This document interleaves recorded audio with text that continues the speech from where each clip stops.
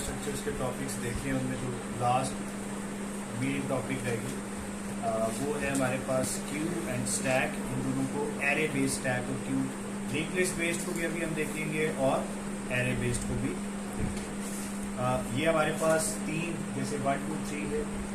इसमें अगर आप देखें तो यहाँ पर ये जो हमारे पास एक सिलेंडर सा बना हुआ है, ये दोनों साइड से ओपन, जबकि इसको हम देखें तो इस साइड से ओपन है और इस साइड से क्लोज। ठीक है, तो जब आप इधर से एंट्री करेंगे, ये बन गया, फिर हमने 2 भेजा,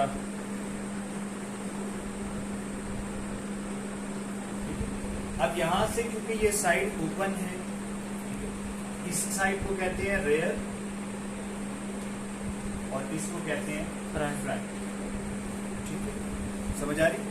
सो फ्रंट से एग्जिट होगा, अभी देखिए एग्जिट किस साइड से हो रहा है, इस साइड से, और हमारे पास आउटपुट क्या आई है 1 2 3, जो इनपुट थी वही ऑर्डर में आउटपुट।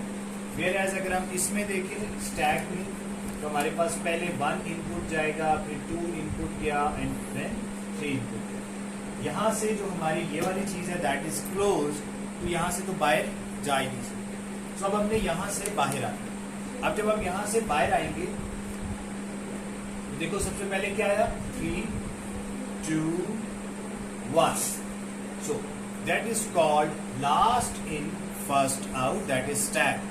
स्टैक में एक ही साइड ओपन होती है, दूसरी साइड ओपन। क्यू में हमारे पास 2 साइड्स हैं, फ्रंट एंड रेयर। तो जो कुछ भी हम ऑपरेशन परफॉर्म करेंगे, लिंक लिस्ट बेस्ड अगर मैं देखूं तो उस सूरत में इंसर्शन एट एंड करते जाओ, डिलीशन एट हेड करते जाओ, तो दैट बिकम्स क्यू। अगर आप स्टैक के हिसाब से देखें तो इंसर्शन एट एंड किया, डिलीशन एट एंड किया, या इंसर्शन एट हेड किया, डिलीशन एट हेड किया, दैट बिकम्स स्टैक। बेहतर ये है कि आप insertion eight head and deletion eight head करें इस वाले केस स्टैक में, क्योंकि उसमें वो हेड को कैलकुलेशन करना आसान होती है, टाइम कॉम्प्लेक्सिटी हमारी बेहतर होती है। अच्छा जी, अब हम आते हैं, अगर हम इसको उस हिसाब से देखना चाहें, ये मैंने यू प्लेस किया था, स्टैक नॉर्मली हम यू प्लेस करते हैं।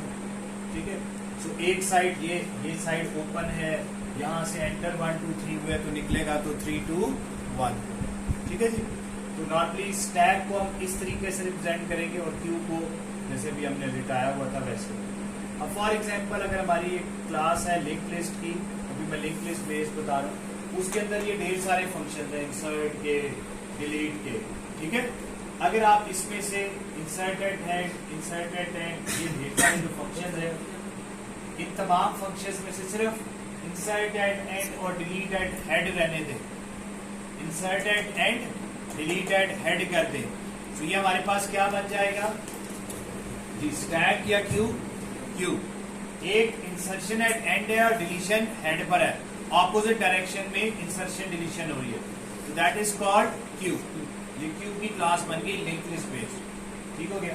इसी तरह अगर आप जो इंसर्ट का फंक्शन था उसको पुश का नाम दे देंगे और जो डिलीट का फंक्शन है उसे पॉप का नाम दे देंगे। समझ आ रहे? सो हम क्या कर रहे थे, याद होगा आपको कि मैं आपको कह रहा था कि भाई लिंक लिस्ट में से जो नोड डिलीट करते हो वो वहां पे फ्री ना किया करो, बल्कि उसको रिटर्न किया करो। आज आपको उस बात की समझ आएगी कि वो मैं क्यों चाह रहा था, क्योंकि वही अब हमारा पुश और पॉप के फंक्शंस बन गए। सही हो गया। अच्छा जी, अगर हम स्टैक की बात करें, एरे बेस्ड स्टैक की अब एरे बेस्ड के ऊपर हमने आज चलना है। तो ये हमारे पास है, इसके अंदर हमने क्या करना है, देखिए ये हमारे पास एरे है, ये उसके इंडेक्सेस है। बहुत सिंपल सा कोड है। इसमें ये एक हमारे पास जो मैंने पॉइंटर लगाया हुआ है दैट इज कॉल्ड टॉप। ठीक है, एक ये क्या स्टोर करेगा, इंडेक्स। क्या स्टोर करेगा, इंडेक्स। इसको हम देखते हैं कि हमारा कोड कैसे काम करेगा।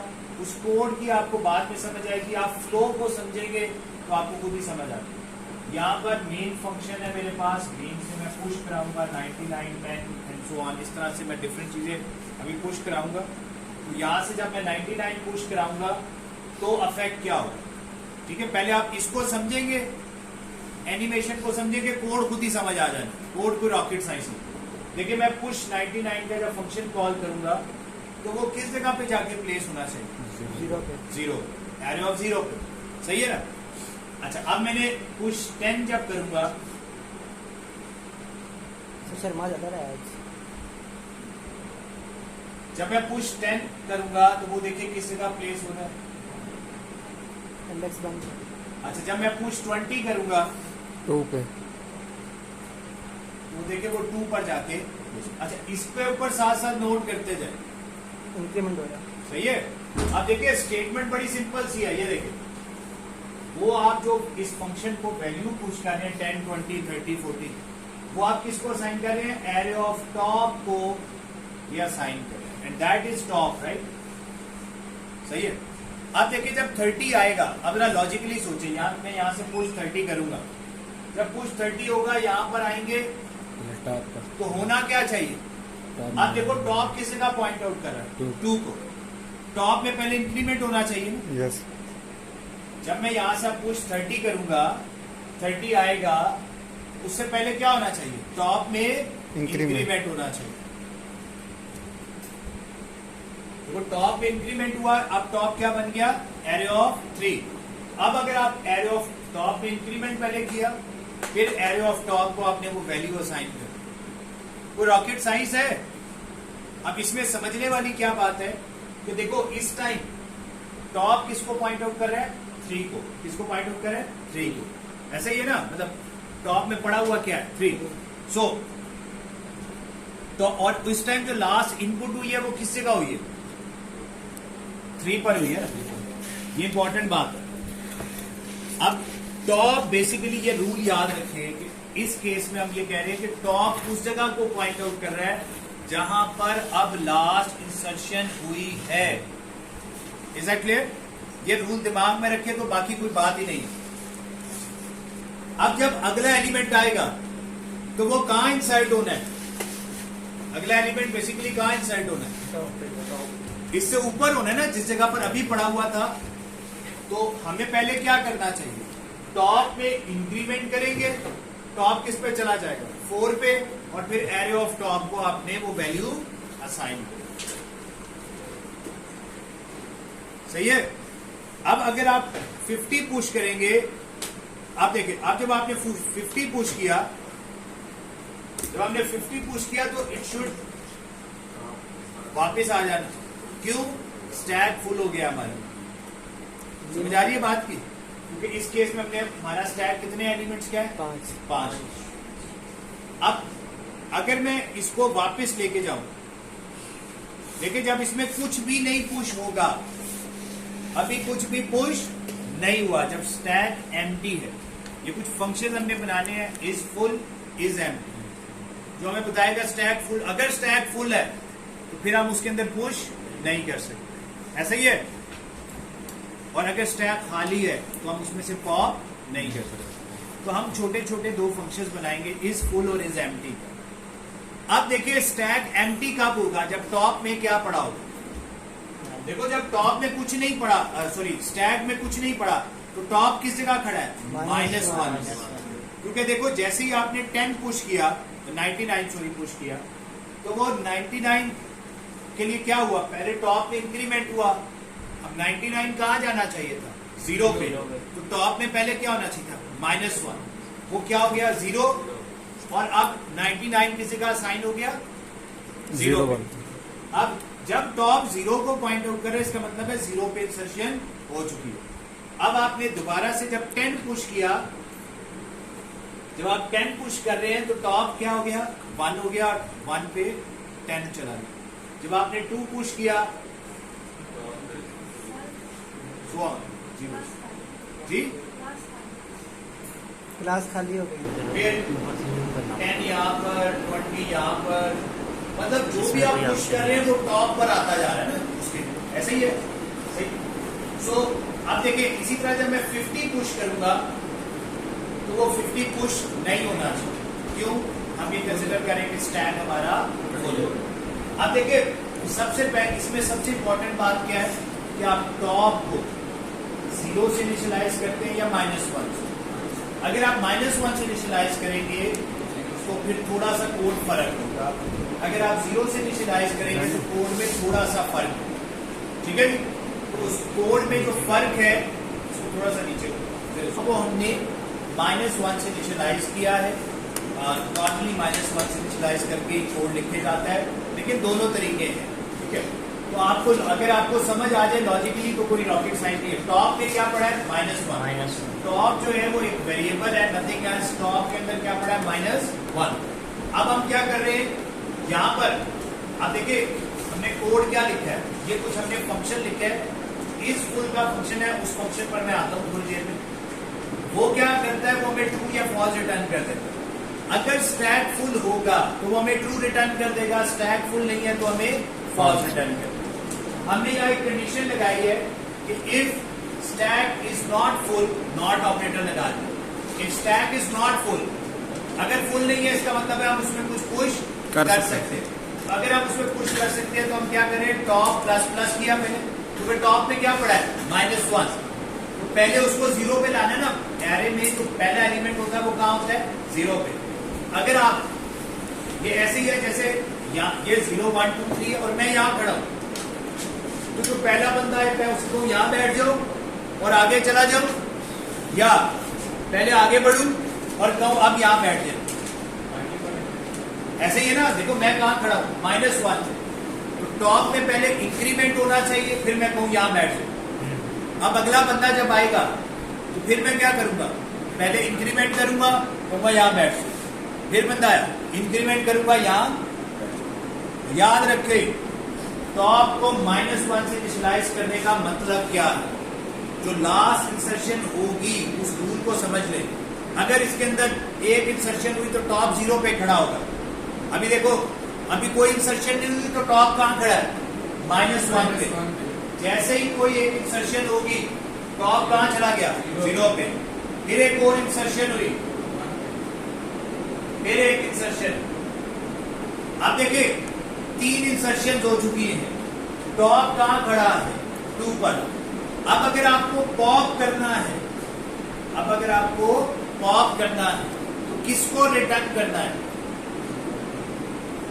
अब ये समझे बात, टॉप उस जगह पे खड़ा होता है जहां लास्ट इंसर्शन हो चुकी है। तो नेक्स्ट इंसर्शन कहां होगी? टॉप ++ पे। पहले आपने टॉप ++ किया, फिर ऐड किया, टॉप ++ किया, टॉप की वैल्यू क्या हो गई? बढ़ जाएगी, 3 हो जाएगी, फिर इसको असाइन होगा। ये बात समझ आती है ना? तो ये पुश का फंक्शन बहुत मुश्किल है ना। टॉप में इंक्रीमेंट करो और एरे ऑफ टॉप को वैल्यू असाइन करो। आपने वैल्यू पास की, अगर स्टैक फुल नहीं है, तो अगर स्टैक फुल हो गया फिर नहीं करना ये काम। एरे अगर 5 एलिमेंट्स की है तो फिर आप उसके अंदर 10 एलिमेंट तो नहीं ना पुश कर सकते। अच्छा, अब यहां पर आते हैं। अब हम आते हैं पॉप के कोड में। पॉप में क्या करना है? रिटर्न करना है।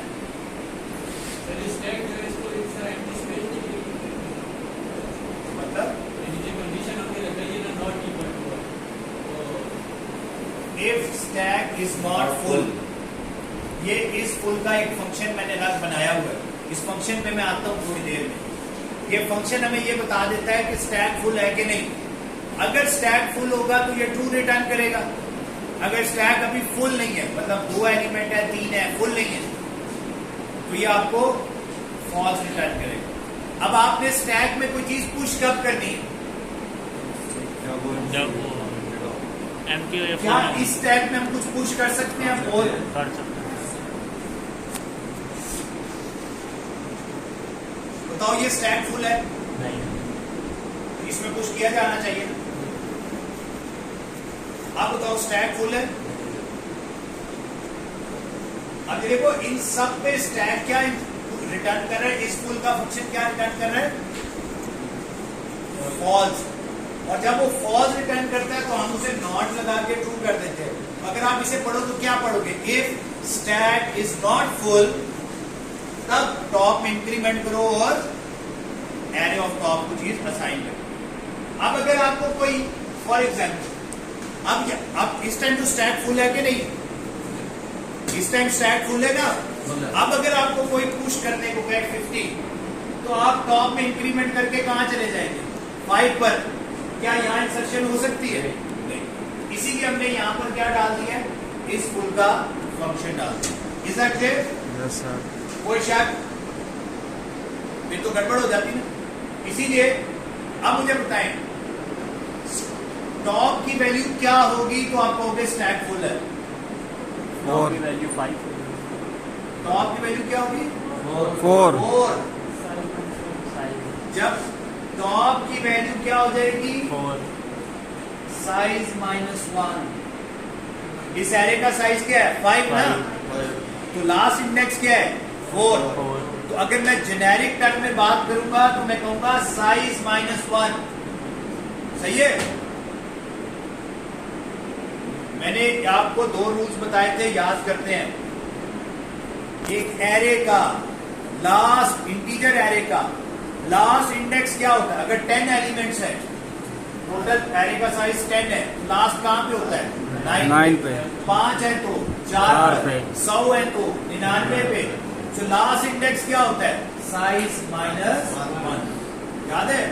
और स्ट्रिंग के केस में, स्ट्रिंग्स के केस में लास्ट इंडेक्स क्या होता है? लेंथ -1। फॉर एग्जाम्पल अली पड़ा हुआ है, ALI, 3 कैरेक्टर्स है, लेंथ क्या है? 3, लेकिन लास्ट कैरेक्टर कहां पड़ा होगा? 0 1 2 ALI, तो लेंथ -1। स्ट्रिंग्स के केस में लास्ट इंडेक्स क्या होता है? लेंथ -1। जबकि इंटीजर एरे के केस में लास्ट इंडेक्स क्या होता है? Size -1। Is that clear? Yes. अच्छा, इसमें टॉप कब कहां पहुंच जाएगा तो तुम कहोगे कि स्टैक फुल हो गया है? जब लास्ट इंडेक्स पे पहुंच जाएगा। और इंटीजर एरे के केस में लास्ट इंडेक्स क्या है? साइज -1। तो हमने यहां पर लिख दिया। देखो इस फुल का फंक्शन है कितना आसान सा। If top equals to size -1, because इसमें मैंने एरे 5 की ली हुई है, टॉप इक्वल्स टू 5 -1, तो रिटर्न ट्रू वरना रिटर्न फॉल्स। समझ आती है? इसी तरह स्टैक हमारा एम्प्टी कब होगा? उस टाइम टॉप की वैल्यू क्या होगी? -1 होगी, तो कहोगे ना स्टैक हमारा एम्प्टी है। तो हमने इसमें क्या लिखा हुआ? If top equals to -1, the stack is empty. Top कहां पे खड़ा होता है? -1 पे। इसका मतलब है एम्प्टी है। जब 0 पर आ गया, इसका क्या मतलब है? एक ऑब्जेक्ट आ गया। 2 ऑब्जेक्ट है तो 1 पे, 3 ऑब्जेक्ट है तो 2 पर। अगर इसका साइज है 5, तो 5 एलिमेंट्स होंगे तो टॉप कहां खड़ा होगा? 4 पे। जब स्टैक टॉप हमारा साइज -1 पे हो तो स्टैक फुल है, जब -1 पे हो तो stack empty. Is that clear? Yes. अब हम आते हैं पॉप पे। इसमें से निकालना है हमने डाटा। अब आपने कौन सी वैल्यू, अब देखो अगर मैं इसमें से 40 को निकाल दूं, 40 को निकाल दूं तो क्या होना चाहिए?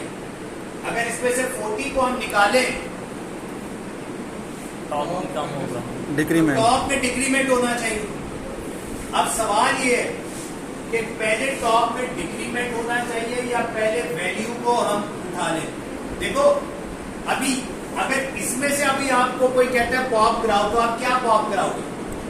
पहले वैल्यू। 30 ना। अगर मैं क्या करूंगा? एरे ऑफ टॉप, वो मैंने V को असाइन किया, तो V को क्या असाइन हो गया? 30। अब मैंने कहा टॉप माइनस, अब टॉप कहां चला जाएगा? 2 पर, और मैंने रिटर्न V कर दिया। Is that clear? कोई शक? पुश करते हुए टॉप में पहले इंक्रीमेंट हुआ फिर असाइन हुआ। इसमें पहले आप असाइन उल्टा है ना, ये V को असाइन करके फिर टॉप में डिक्रीमेंट करके रिटर्न V करते हो। This is pop. तो भाई लेकिन अगर टैंकी खाली हो उसमें से कुछ पॉप कर सकते हो?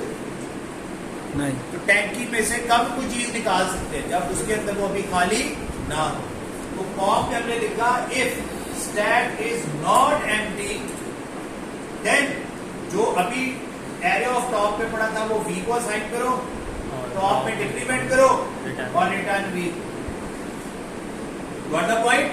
कोई शक? No. ले जी, ये हो गया आपका array base tag. Done? Array base tag clear है सबको? Yes.